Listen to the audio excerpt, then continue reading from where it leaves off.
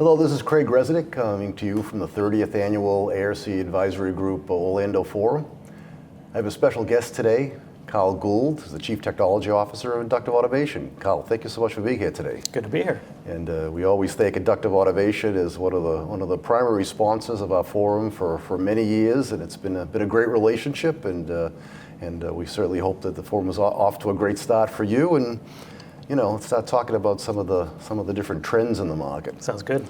And with the trend of decoupling hardware and software along with software-defined automation solutions, which of your company's offerings are really designed to support the decoupled hardware and software-defined automation?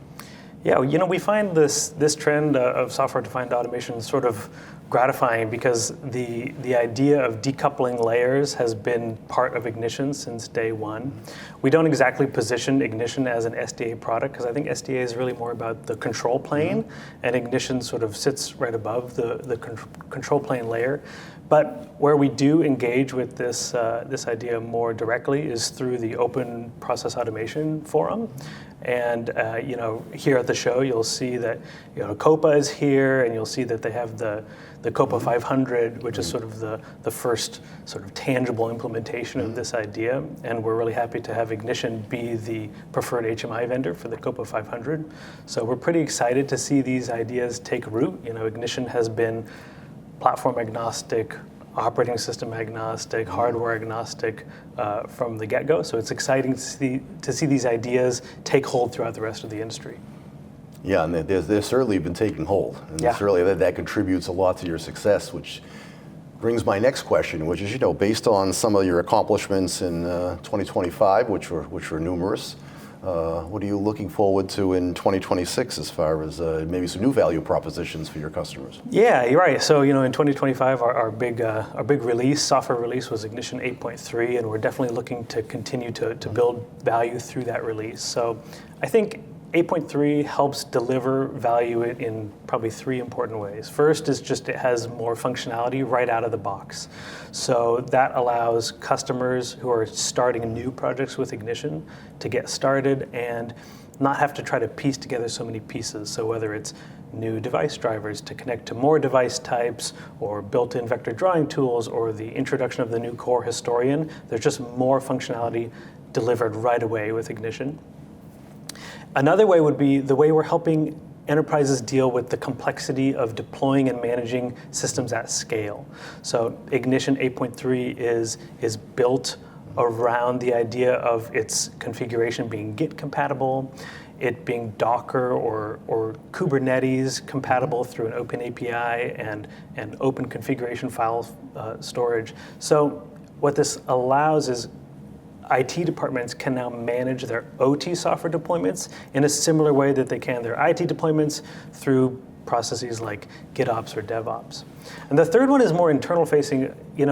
In 8.3, we cleared away a lot of our own technical debt, and that's going to allow us to build new features more quickly. And to support that, as we go into the future, we're actually changing our release cadence to introduce a new major release annually. So that'll help us deliver new features more quickly to customers. So we'll look forward to 8.4 at some point, right? I think we're going to change the versioning scheme, but yeah, that's the idea. And obviously, common denominator topic for a number of years certainly is cybersecurity. It's obviously one of the biggest challenges, whether in automation, enterprise markets. So what's your company's latest cybersecurity, services, solutions, and partnerships? Yeah, the way I think about security is sort of a layered approach. So, for us, the nightmare scenario would be us being some sort of supply chain attack for all of our customers, right?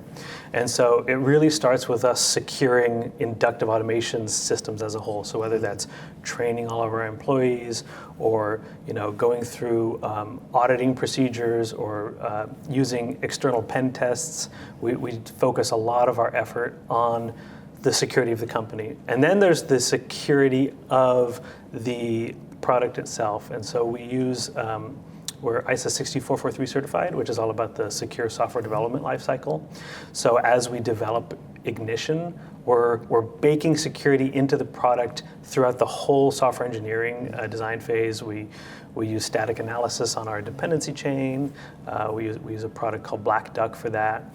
And we do formalized threat modeling processes for all the new features we add. And then, of course, we add security features into the product so that our customers can deploy secure OT systems.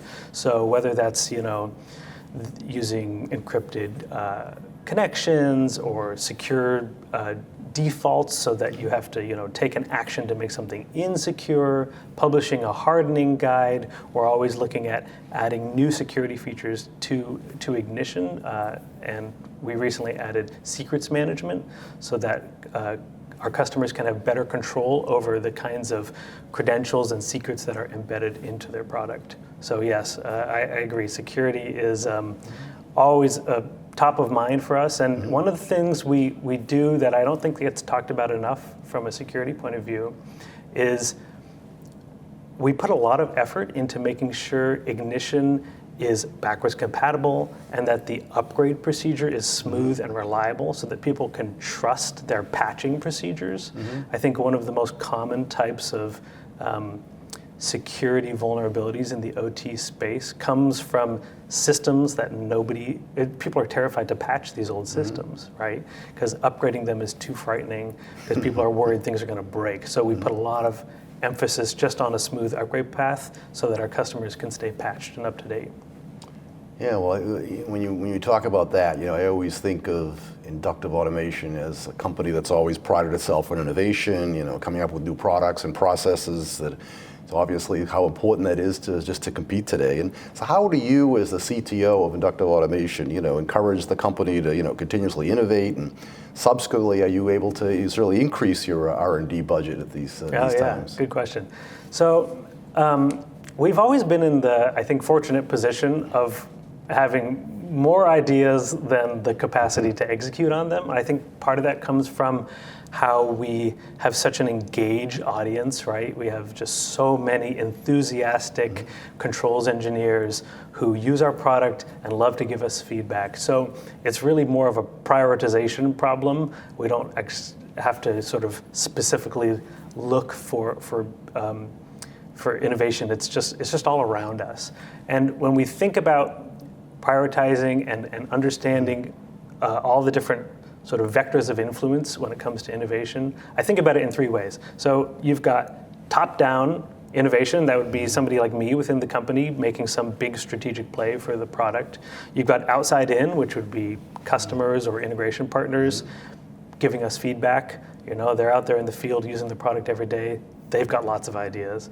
And then we've got bottom up, which is my software engineering team coming up with their own ideas because they're the closest to the technology. And oftentimes they have the best vantage point to sort of see where the product should go next. So we try to balance those three vectors, although I would say we are primarily a bottom up innovative group. And we're definitely increasing our R&D budget right now. We're hiring a lot of software engineers, both senior and entry level, which I think is maybe a bit against the grain right now. I think a lot of companies are not hiring entry-level software engineers because of AI. I think they're going to regret it. Absolutely. In a few years when they're looking around and saying, hey, where'd our pipeline of senior engineers go? And I fully expect them to be AI augmented, but I want humans in those seats using that AI. Absolutely critical to certainly let AI be a tool rather than, 100%. And let the people manage the agents rather than the other way around. That's where innovation comes from. Yep. And I think part of that is, how that's why we've always been a big proponent of having great ecosystems, how it's important it is to have a great ecosystem to, be able to compete globally and certainly in a very competitive market. So share your thoughts and the process you go through as regarding, developing the inductive automation ecosystems and partnerships. Yeah, our ecosystem is crucial for us, largely because we stay so focused on the platform of Ignition, and Ignition is so horizontal, right? We don't get super deep into, developing vertically specific features. And so we have over 5,000 control systems integrators who are signed up through our program, and they are the ones who are then taking our very horizontal platform and applying it in a myriad of different industries, and they really form a big ecosystem. But more formally now, we have just introduced our technology ecosystem program. And what this is what we found is that there was a bunch of companies out there, whether they're module authors writing modules for Ignition using our open SDK, or whether they're just other software or solutions vendors in our space that have created some sort of first-party formal integration with Ignition. We needed a place for them to be able to showcase their solutions and a way for customers to be able to find those more specific vertically oriented solutions. And so that's been a really popular program that we just started up, I think about 4 or 5 months ago. We've got 74 companies who've signed up and are showcasing their solutions there. So having a vibrant ecosystem is crucial because we like to stay lean and mean, right? We want to focus on Ignition, keep Ignition really horizontal and make it the universal OT integration platform. Yeah, well, it's a good thing you've moved your ICC user event to the Sacramento Convention Center to take advantage. You have not only to have double your attendance, but also just the size of your ecosystem to support their presence. Yeah, it was remarkable this year.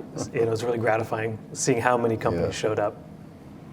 You know, you guys have always prided yourselves on being on the edge. And speaking of the edge, of course, the edge, the whole topic of edge is certainly a hot topic at this forum.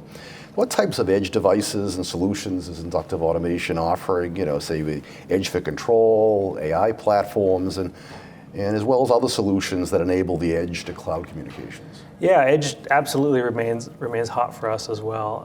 And we have Ignition Edge. So Ignition comes in 3 major flavors, right? There's standard Ignition, which is typically installed on-prem. We've got Ignition Cloud, and then we have Ignition Edge. And the interesting thing about our approach is that all 3 of those products actually share the same code base.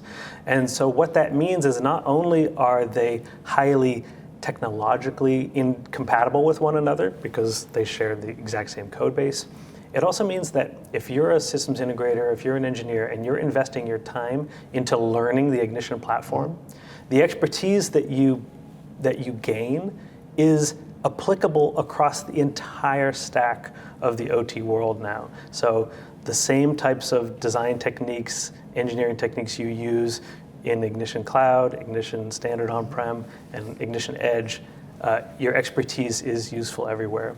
And Ignition Edge is, of course, cross-platform, so you can install it on some sort of IPC, but you'll also find it pre-installed on every Opto 22 Groove Epic, for example. Every single one that they ship has Ignition Edge embedded in it.